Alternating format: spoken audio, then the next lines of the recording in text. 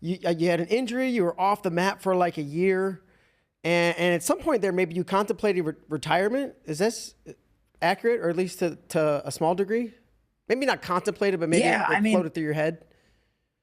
yeah, well, because I had medal. I kind of felt like I made the team in 21, made the team in 22. I kind of like broke through, right? And then, I didn't wrestle great at Pan Am's, right? Like I had kind of had a tight match with Dexter Betts, who I had beaten more handily, earlier in my career. Right. And then I lose to Nick Lee, who I'd beaten in college, and he's tough, right? But it just was like, hold on. I kind of thought I was going this way, and then it felt like I was going this way, right? And looking back, again, maybe the weight played a role, but then I don't make the Olympic team, and then I tear my labrum, right? And I'm like, man, I keep getting hurt. I can't freaking make weight the right way. Like, at what point is it? I don't want to make it again. It's like an excuse, but at what point is like my body just kind of betraying me, right? And I think there was a lot of pressure maybe on this U.S. Open, right? Because if I had gone out there and gotten hurt again, or just wrestled really poorly, it's like, what am I doing?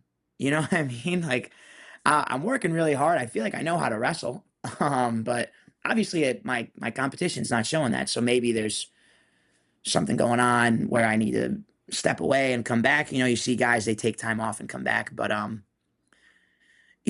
just kind of knew that I had more, but it's frustrating, right? Going a year plus of not really wrestling a match that you're proud of. And then it's like, this sucks. Like even when I'm winning, I'm like frustrated with how I'm competing. At what point is this going to become like a rewarding process? So, what made you say, "All right, forget that. I'm back in," or I'm not, I'm not stepping away. Yeah, I'm not yeah, taking that break. I'm guessing maybe this was combined with bumping up.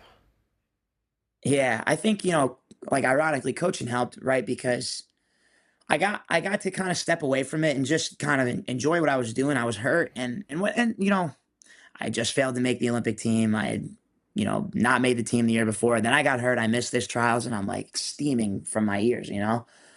But I had a really good group of kids this year at our gap years. I really, really like them. And just being around them, it's like everything's positive, everything's good. And honestly, having talks with those guys about how to deal with, when you're frustrated or some match anxiety, or whatever it is, it's like kind of taking my own advice. And then I remember the clicking point for me. We had Ray Higuchi in town, and he was wrestling with Vito. And like all I could think is like, man, I wish I could get in there, but I was hurt. I at that point I was still in the sling, maybe just out of the sling.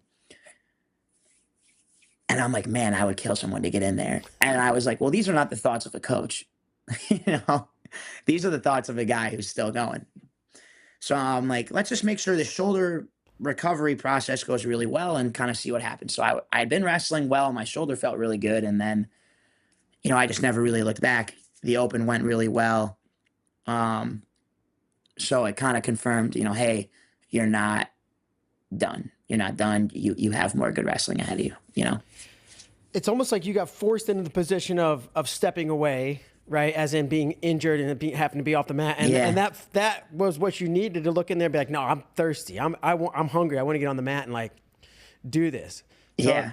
Yeah. It's like, the Christmas story where he shows him his grave and he's like, this is you. It's the ghost of Christmas future. It was like me, like in my shoulder sling, I'm running practice and coaching. And I'm like, man, I liked it. I really enjoyed it, but it was like, get me back in there a little bit more, yeah. you know?